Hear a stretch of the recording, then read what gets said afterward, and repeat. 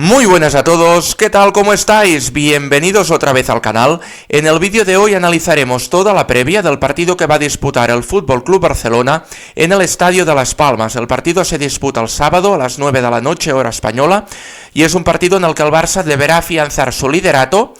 Y es un partido que también, por otro lado, viene marcado por todas las polémicas arbitrales relacionadas con el Real Madrid, con Bellingham, con Munuera Montero. Es un partido y una jornada que viene muy cargada de información y sobre todo también viene cargada por el sorteo de la Champions League, este gran sorteo de esta gran competición que nos deja todos los cruces hasta una posible final que se disputaría en el campo que actualmente es el estadio del Bayern de Múnich, el Allianz Arena. La final se disputaría el 31 de mayo de este mismo año y ya tenemos todos los cruces y todos los emparejamientos hechos desde aquí al final de la competición. Por supuesto, de aquí deberemos ver cuáles son los equipos que se van clasificando en las correspondientes rondas. Si os parece, empezamos hablando de este sorteo de Champions y después ya pasamos a hablar de la previa del partido de Liga. Un sorteo de Champions que en principio ha sido beneficioso para el Barça. Le podía tocar en un principio los dos lados del cuadro. Al final le ha tocado el lado quizás más favorable. No digo que sea un lado fácil, porque al final, si el Barça gana al Benfica, después debe enfrentarse al Borussia Dortmund. Sí que es verdad que en octavos el Barça evita al PSG, que se lo tiene que comer el Liverpool. Cuidado, porque el Liverpool terminó primero en la fase regular de la Champions, lo cual tiene mucho mérito. Y ahora se tendrá que comer una eliminatoria frente al PSG, que en un principio todo el mundo pensaba que era el coco, ¿no? El rival a evitar para el Barça. Pero, si os digo la verdad, me da más miedo tampoco, pero me da más respeto el Borussia Dortmund, que probablemente le tocaría al Barça si supera la eliminatoria con el Benfica, que el PSG. Para mí el Dortmund es un equipo más potente que el PSG. Porque el PSG sí que es verdad que tiene mucho nombre. Tiene a Luis Enrique de entrenador, un gran entrenador, pero es un equipo que actualmente está carente de estrellas. En los últimos años habían tenido a Messi, habían tenido a Mbappé, habían tenido a Neymar, que bueno, luego te pueden gustar más o menos. Neymar a mí, ya lo sabéis los que sois habituales al canal, que no es santo de mi devoción, pero Messi, Mbappé era buenísimo. Antes de estos tenían a Cavani, tenían a Ibra. En los últimos años siempre ha tenido una gran dosis de estrellas el PSG. Pero es que ahora su máxima estrella es Dembélé. Sí que es verdad que Luis Enrique lo ha llevado a su prime, pero a ver, ¿qué queréis que os diga? Para mí el PSG es mucho menos equipo de lo que era el año anterior y de lo que era hace 4 o 5 años atrás. Por otro lado, a ver, no es que tenga un problema de presupuesto y de fichajes el PSG. El problema que tienen es que no hay jugadores en el mercado buenos para fichar. Eso es lo que llevo diciendo yo mucho tiempo aquí en el canal. Que no hay mucho talento futbolístico. Y el que hay ya está repartido entre otros equipos y los jugadores están atados a estos equipos con contratos largos, con cláusulas de rescisión altísimas. Y en competiciones como la Premier que no hay tampoco cláusulas. Entonces si el equipo no te quiere vender no puedes salir. Entonces el PSG se encuentra un poco en esta situación, ¿no? En la situación de ver que no hay futbolistas buenas en el mercado para poder fichar. Entonces por esto este verano no han reemplazado a la baja de Mbappé. Entonces solo tienen a Dembélé y bueno, algún futbolista más que no está mal, pero ni de lejos llega al nivel del PSG de hace unos años. Dicho esto, tampoco descarto una sorpresa del PSG contra el Liverpool, porque al final esto es fútbol, y podría pasar perfectamente que el Liverpool en un día malo, y el PSG que le salga todo bien, y el PSG que se vio con dificultades para clasificarse en la fase regular, termina eliminando al Liverpool, ¿vale? Pero en principio el Liverpool, lo he dicho siempre, es el equipo más en forma de Europa y el número uno para mí, con opciones de ganar la Champions. Después ya viene el Barça, eso sí, pero en principio el favorito es el Liverpool. Un Liverpool que si pasara, después en principio se tendría que enfrentar al Aston Villa, que es muy favorito frente al Brujas en la otra eliminatoria. Claro, por eso digo que el Barça tampoco es tan claro que le haya tocado el lado más bueno del cuadro. En principio sí, porque en octavos lo tiene más fácil, pero después, si pasa la eliminatoria en cuartos, contra el Dortmund, cuidado porque el Dortmund en su estadio se hace muy muy fuerte. Yo quiero recordar que el año pasado el Borussia Dortmund consiguió llegar a la final de la Champions y eliminó al PSG de Mbappé. Y en la final de Champions fue superior al Real Madrid en muchos momentos del partido. Tuvo muchas ocasiones para marcar. Lo que pasa es que al final no dieron con la tecla y por supuesto el Madrid, con la suerte de siempre, terminó llevándose la final.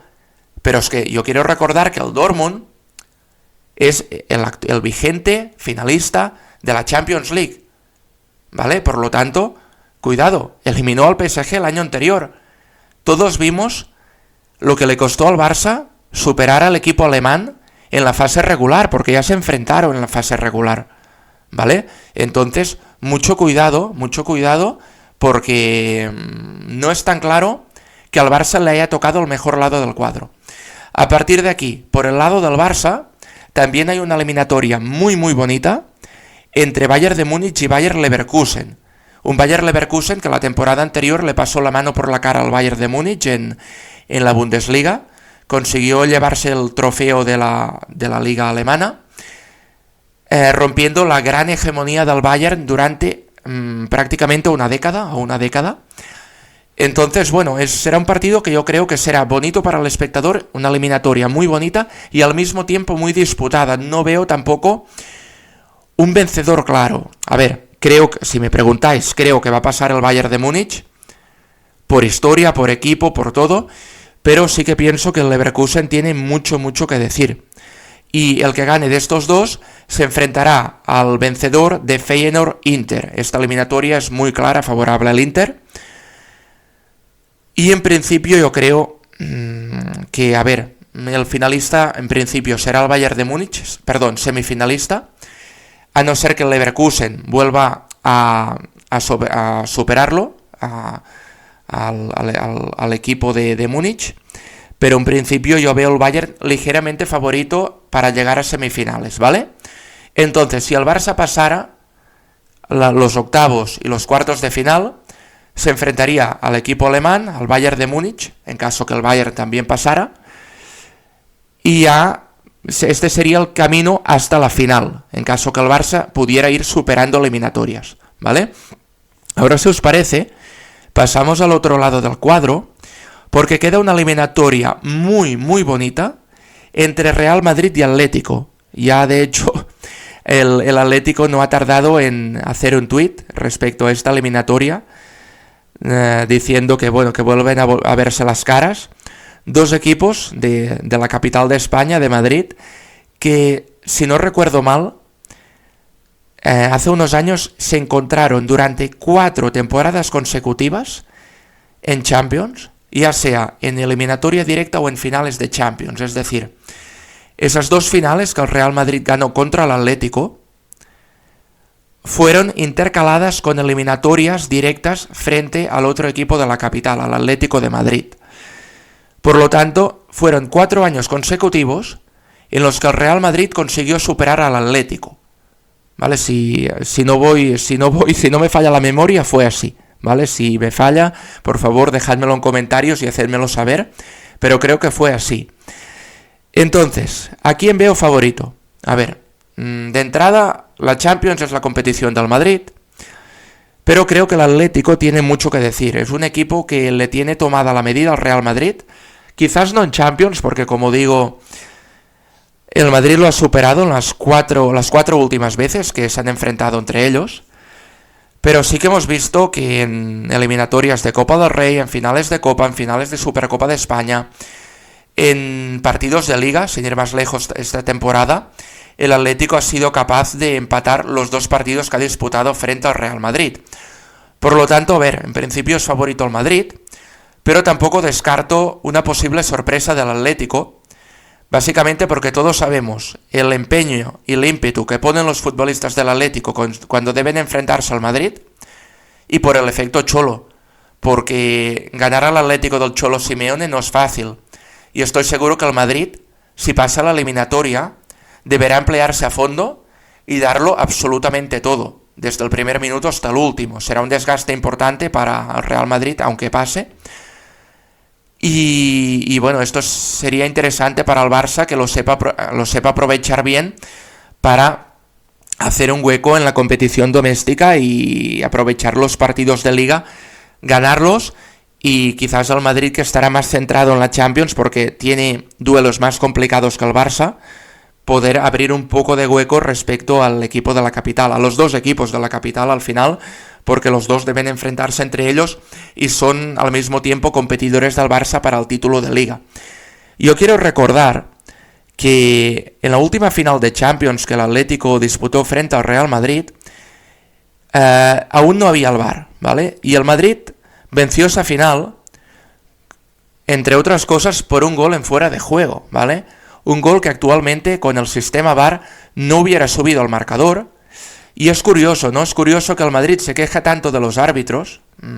Después hablaremos, ¿no?, de toda la polémica de Bellingham y Munuera Montero.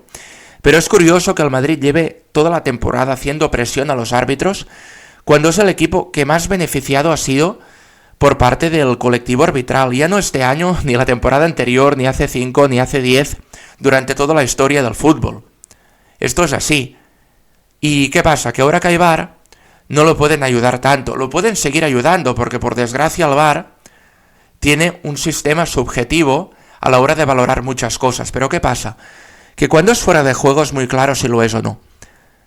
Y antes, cuando había duda, el asistente no se atrevía a levantar el banderín en contra del Real Madrid. A favor era muy fácil, pero en contra no. Entonces, ¿qué pasa? Que todas estas ayudas arbitrales en forma de fuera de juego, al Madrid siempre le beneficiaban. Y ahora ya no es así. Y este es el problema que tiene el Madrid, que ve como una de sus bazas competitivas se ha ido a menos debido al VAR, un sistema mucho más justo que evita que haya las injusticias que había hace solo unos pocos años, ¿no? Me refiero, por ejemplo, a esta final frente al Atlético de Madrid, en la que el Real Madrid marcó un gol en fuera de juego, o la final que el Madrid ganó con la Juventus, la séptima, con gol de Mijatovic, o tantos otros partidos en los que el Madrid ha sido favorecido por los árbitros. Es curioso que se quejen tanto, ¿no?, cuando, ya digo, es el equipo que más favores ha recibido. Pero bueno, en fin, es lo que hay. El Madrid, o el Atlético, el que pase de la eliminatoria, muy probablemente se enfrentará al Arsenal en cuartos de final, porque el Arsenal se verá las caras con el PSV. En principio el Arsenal es muy favorito para ganar la eliminatoria. Cuidado, porque el Arsenal tiene muy buen equipo, y ya lo dije hace unos vídeos, que me parece uno de los tapados de la competición. Quizás le falta un jugador referencia, un delantero centro claro, un jugador estrella que marque goles, que marque la diferencia, pero como colectivo, como equipo, es muy muy bueno, ¿vale? Muy bueno, y será un hueso duro de roer tanto para Real Madrid como para Atlético. Si Atlético o Madrid pasaran a semifinales, lo más probable es que se vieran las caras con el Liverpool, ¿vale? Un Liverpool que en principio, ya lo he comentado, es el favorito para mí.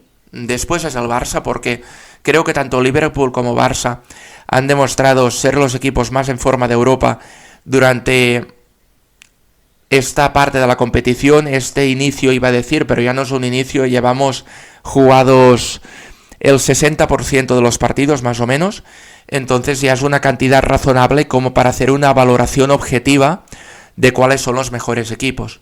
Y hasta ahora para mí han sido Liverpool y Barça, en Champions y en sus competiciones domésticas. Sí que es verdad que el Madrid no necesita hacer una buena liga, una buena competición doméstica para ponerse las pilas en Champions y ganar la máxima competición continental. De hecho, lo ha demostrado en temporadas anteriores, que bueno, en los últimos 10 años, de hecho, el Madrid ha ganado 4 ligas, solo 4 ligas y 6 Champions. Por lo tanto, bueno, el Madrid sigue siendo muy favorito para ganar esta competición, aunque ya digo que este año lo estoy viendo quizás peor que en temporadas anteriores, y aunque sí que es verdad que Mbappé está en un gran momento de forma, Vinicius ha bajado un poco, Bellingham no es el mismo de la temporada anterior, y lo estoy viendo más flojo que otras temporadas, por lo tanto tendrá 3 huesos como Atlético, después si pasa el Arsenal en principio, y después tendría que verse las caras frente al Liverpool, en principio, si pasa, y hasta una hipotética final en la que esperarían otro posible rival, ¿vale? Hombre, sería muy bonito ver una final de Champions entre Real Madrid y Fútbol Club Barcelona. Me gustaría muchísimo, además creo que el Barça este año sería favorito frente al Real Madrid en una final de Champions y sería muy bonito de ver, ¿vale? Dejadme en comentarios, por favor, a ver quién preferiríais vosotros para una hipotética final, si al Madrid, al Liverpool, al Atlético, al Arsenal. Dejádmelo en comentarios, por favor, porque me interesa saber vuestra opinión y qué pensáis al respecto. Yo, si me preguntáis a mí quién es el favorito para la Champions, ya lo he dicho, el Liverpool, pero creo que el Barça tiene claramente muchas opciones de llevarse este galardón. Quizás me digáis que soy muy atrevido pensando que, teniendo en cuenta los malos números que ha tenido el Barça en temporadas anteriores en Champions, pueda ganar la máxima competición continental, pero creo que el Barça esta temporada ha hecho méritos de sobra para poder aspirar a lo máximo. Lo llevo diciendo desde el principio de temporada, que veo el Barça perfectamente capacitado para llevarse el triplete. De hecho, ha tenido una época complicada el Barça entre noviembre y diciembre, en la que tuvo un bajón de forma, un bajón físico y de juego bastante acentuado. Fue precisamente cuando perdió el liderato y pues en las últimas 3 jornadas el Barça ha podido recuperar el liderato de la Liga. Y ahora es muy importante que el Barça se centre, no caiga en los errores del pasado, salga concentrado desde el minuto 1, porque en esos malos momentos de noviembre, diciembre, el Barça quizás no salió todo lo concentrado que deberían haber salido los futbolistas en el partido y encajaron goles rápidamente por parte de los equipos contrarios, y es muy importante que esto les haya servido de lección y ahora que por fin han vuelto a recuperar el liderato, lo mantengan y hagan sufrir a sus perseguidores para poder alcanzarles, ¿vale? El Barça, como digo, se enfrenta a Las Palmas el sábado a las 9 de la noche, hora española, y es un partido que en la ida el Barça tropezó contra Las Palmas por un juego muy duro del equipo de las Canarias, y porque después, bueno, el Barça lógicamente no estuvo al nivel, pero aquí debemos añadir el hecho de que el Barça fue gravemente perjudicado por un sistema arbitral completamente injusto, que desde el VAR no avisaron de 2 penaltis clarísimos favorables al Barça, uno por un pisotón clarísimo por detrás a Cubarsí, que incluso le hicieron sangrar el pie.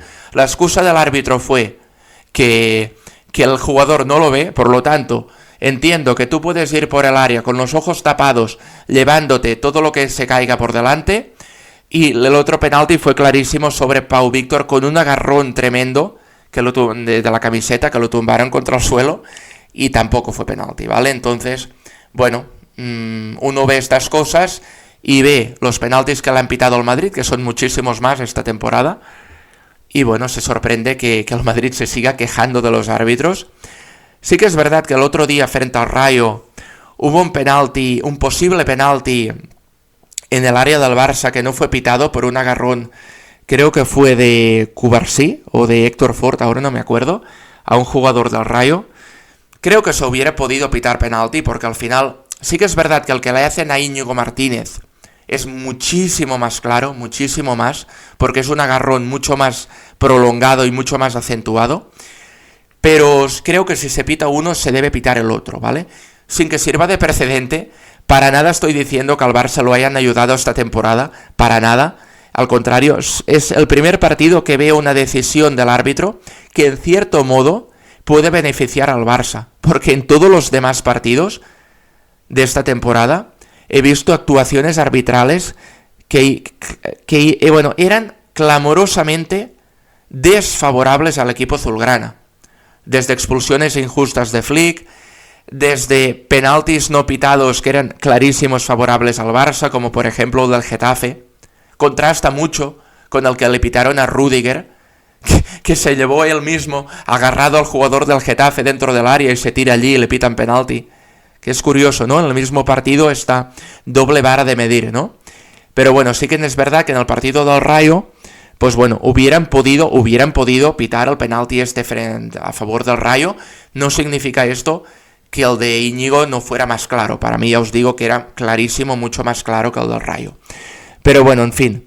Pasamos ahora a una posible alineación del Barça en el partido de Las Palmas. En la portería Chesney, ya sabemos que es el portero titular, aunque a mí no me termina de convencer. Centrales, Íñigo Martínez y Pau Cubarsí. Laterales, Koundé y Valde, que está en un estado de forma tremendo, es brutal verle jugar esta temporada. Y luego en el centro del campo, Frenkie de Jong, que parece que le ha cogido la delantera. Bueno, ha pasado por delante de Casado. Me parece una decisión completamente injusta, al igual que me lo parece la de Chesney. La excusa que puso Flick fue que Iñaki Peña llegó tarde a un entrenamiento, a una charla técnica o una sesión de activación con lo de Chesney. Pero bueno, Koundé el otro día también dicen que llegó tarde a un entrenamiento o una charla y salió en la segunda mitad y seguramente contra Las Palmas saldrá titular por delante de Héctor Ford. Por lo tanto, tanto lo de Chesney como lo de Frenkie de Jong por delante de Casado no termino de entenderlo. Además, Casado pone una intensidad que no la pone el futbolista neerlandés del Barça. Tiene asistencia, tiene gol, lo tiene todo el futbolista de la cantera azulgrana. De Jong para mí no ha demostrado absolutamente nada. Nada. Me sabe mal.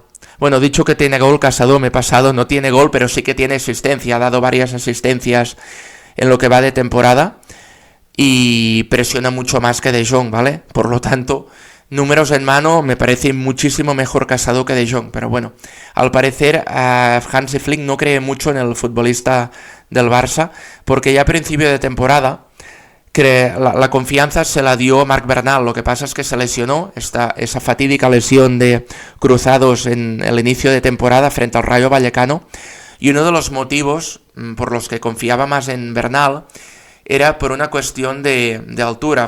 Marc Bernal era mucho más alto que Casado y a Flick le gustan los mediocentros altos, ¿vale? Esto es lo que escuché en alguna tertulia periodística y creo que es muy posible, ¿no? Porque ahora enseguida pues lo ha vuelto a relegar al banquillo y da la confianza a De Jong.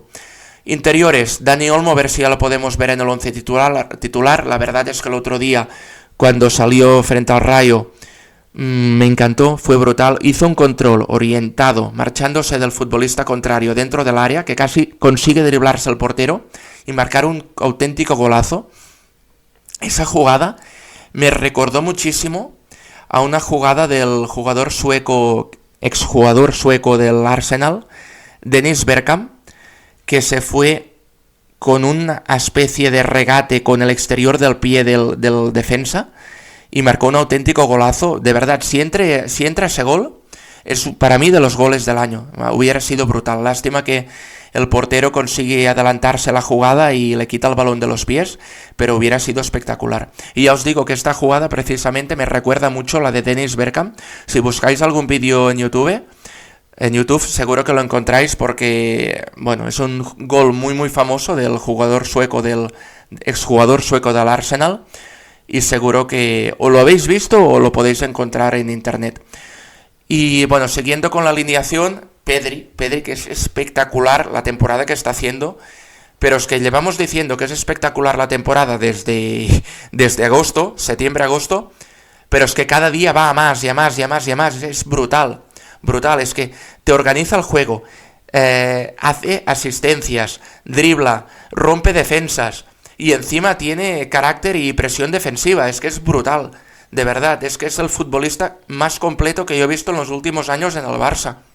Es increíble. El otro día se llevó el MVP con el Rayo Vallecano en el partido que enfrentó al equipo de Vallecas y es merecidísimo. Es que está haciendo una temporada espectacular. Por suerte lo estamos volviendo a disfrutar en una temporada completa, que hacía tiempo que no lo veíamos, ¿no? Debido a las lesiones y probablemente a un exceso de partidos que tuvo con el Barça, con la selección española, empalmando Eurocopa y Juegos Olímpicos, con solo 16 o 17 años, en edad aún de crecimiento, y esto probablemente le haya pasado factura en las últimas temporadas. Y por suerte, este año por fin estamos viendo una temporada limpia del jugador canario, un jugador canario que precisamente vuelve a su casa, a las Canarias, a enfrentarse a Las Palmas, que había sido precisamente su equipo durante toda su etapa de formación futbolística, y que, bueno, estoy seguro que volverá a dar grandes minutos de juego al Barça en este partido y en lo que resta de temporada. Y en la delantera, pues los tres de siempre, Rafinha, Lewandowski y Lamine. En principio jugarán estos porque han tenido toda la semana limpia para descansar. Si hubiera habido partido intersemanal, probablemente, o bueno, es posible que Flick hubiera planteado algún cambio de Ferran Torres por Lewandowski y por Rafinha, pero teniendo en cuenta que ha habido toda la semana limpia, creo que serán los tres titulares. Además, el Barça no puede perder fuelle y debe seguir ganando en Liga para mantener este liderato. Y ahora pasamos a hablar del Real Madrid, un Madrid que tiene un partido muy interesante frente al Girona, un Girona que, a pesar de que esta temporada no lo está haciendo tan bien como en temporadas anteriores, es un equipo Champions. Este año ha jugado la Champions, y el año pasado yo quiero recordar que fue el principal competidor del Madrid para llevarse el título de Liga, incluso por delante del Fútbol Club Barcelona. En largos tramos de la temporada estuvo liderando la competición o luchando en la segunda posición frente al Real Madrid, mientras que el Barça estaba tercero. Por lo tanto, el Girona siempre es un equipo que al Madrid le puede hacer daño. Sí que es verdad que el Madrid juega en el Santiago Bernabéu, tiene este punto de favorito, ¿no? Pero no descarto, teniendo en cuenta los pinchazos del Madrid en los últimos partidos de Liga, que el Girona pudiera rascar un resultado favorable en el Coliseo Blanco, ya sea en forma de empate o en forma de victoria para el equipo de Girona. Dicho esto, quería hablar también de la polémica con Bellingham, que no entiendo cómo es polémica. A ver, si un futbolista falta el respeto al árbitro, el futbolista debe ser expulsado y sancionado unos partidos. Esto de toda la vida que se ha visto así, y me da la risa porque estoy viendo analistas y expertos lingüísticos que van desfilando por tertulias periodísticas intentando matizar las palabras de Bellingham, como diciendo, no, es que la traducción literal, no. Esto es una falta de respeto, tanto si dice una cosa como la otra, ¿vale? F, puntos suspensivos, o puntos suspensivos, no lo digo claramente porque YouTube no quiero que me sancione, es una falta de respeto al árbitro. Y todo el mundo sabe que las faltas de respeto al árbitro son sancionadas con expulsión. Y hasta ahora eran 4 partidos mínimo. Lo que pasa es que, bueno, teniendo en cuenta la presión que está poniendo el Madrid frente a los árbitros, frente al colectivo arbitral, en forma de comunicados, en forma de vídeos, pues bueno, el señor Bellingham aún saldrá bien parado de la situación y solo le van a caer 2 partidos de sanción. Es muy triste, pero es así. Y encima se quejan que les van en contra, cuando solo hacen que ayudarles, como por ejemplo a Vinicius, que fue expulsado en el campo del Valencia, y el árbitro no explicó claramente lo que sucedió en el acta arbitral para que la sanción no fuera tan grave. Esto es muy fuerte. Iturralde González lo dijo en la radio, que esto era muy grave y que se matizaba lo que sucedió en el campo en el acta arbitral para que no le cayeran tantos partidos, ¿vale? Esto me parece de una gravedad extrema, porque el árbitro sabe perfectamente cómo debe hacer un acta arbitral. Son profesionales y saben hacerlo de la forma adecuada y de la forma no adecuada para que les caigan, bueno, los partidos que deben caer, ¿vale? Entonces, bueno, uno se sorprende que encima se quejen y digan que los perjudican los árbitros. ¿Cuántos penaltis les han pitado al Madrid esta temporada? Y muchos que para mí no eran penalti, ¿vale? O igual que no es la primera vez que Bellingham falta el respeto a un árbitro. Y ya creo que fue en Valencia la temporada anterior, o esta, no me acuerdo, bueno, esta o la anterior. Bellingham le llamó al árbitro a piece of S puntos suspensivos. Quien sepa inglés sabe lo que significa esto. Y quien no lo sepa puede buscarlo en Google, la traducción, y lo encontrará. Y este día el Bellingham no fue expulsado. Pero claro, ¿qué pasa? Que si Munuera Montero, cuando expulsa a un futbolista del Madrid, lo tienen que poner en la nevera unos partidos para investigar posibles charlas que hace de forma libre y con todo el derecho del mundo, charlas a deportistas, y con una empresa que tiene, que en ningún caso es, no quita que pueda seguir haciendo un arbitraje responsable y justo, ¿vale? Una cosa no tiene nada que ver con la otra. Pues bueno, si le sacan este tipo de informaciones falsas y bueno, que no representan la realidad y lo ponen a la nevera, pues bueno, entonces es normal que cuando otro árbitro arbitra al Real Madrid se lo piense dos veces a la hora de arbitrar en contra del Real Madrid. No en contra, al final arbitrar lo que es justo. Pero cuando una decisión va en contra de los intereses del equipo blanco, pues los árbitros se lo pensarán dos veces con toda esta presión que están recibiendo. Y encima los ponen en la nevera. No es normal, de verdad. Munuera Montero fue el mismo árbitro que en Copa del Rey, en un partido esta temporada, en un partido entre el Celta y el Real Madrid, no pitó un penalti clarísimo favorable al Celta. Lunin salió y puso las manos clarísimas y derribó al futbolista del Celta de Vigo. Munuera Montero, creo que era el árbitro de este partido, y no pitó penalti en contra del Madrid. En ese momento, ¿por qué no salieron todos los medios de comunicación favorables al Real Madrid a hablar de esta injusticia? No, ¿por qué? Porque los beneficiaba, claro. Pero cuando el árbitro actúa de forma justa, expulsando a Bellingham, porque le ha faltado el respeto claramente, entonces tienen que salir todos los de Madrid criticando el acierto del árbitro. Nunca pensé que diría esto, pero estoy parafraseando a cierto entrenador que entrenó el Real Madrid y criticó precisamente esto de Pep Guardiola. Pero lo que pasa es que en ese momento no tenía razón. Pero en ese momento me viene a la cabeza esa frase, ¿no? Porque el Madrid precisamente está haciendo esto. Está criticando el acierto de los árbitros. Igual sucedió con lo de el penalti clarísimo de Tchouaméni, que pisa claramente al futbolista del Atlético dentro del área, que era un penalti clarísimo, y se habla de vergüenza, de Negreira, de cosas extrañas desde los medios de la capital, cuando era clarísimo el penalti, pero clarísimo. Es que están tan mal acostumbrados que pretenden que les piten a su favor y a su conveniencia. Y si no es así, ya hablan de liga adulterada, de Negreira y de cosas así. En fin, es muy triste, pero es la liga en la que vivimos. Una liga en la que el Barça y los otros equipos se ven perjudicados continuamente a favor del Madrid y encima tenemos que aguantar que el Madrid se queje. Es increíble, pero bueno, es así. Dicho esto, ya me despido de todos vosotros. Si os ha gustado el vídeo, os animo a suscribiros al canal, a dejar vuestras opiniones en la caja de comentarios y a darle al like. Nos vemos en próximos vídeos. ¡Chao!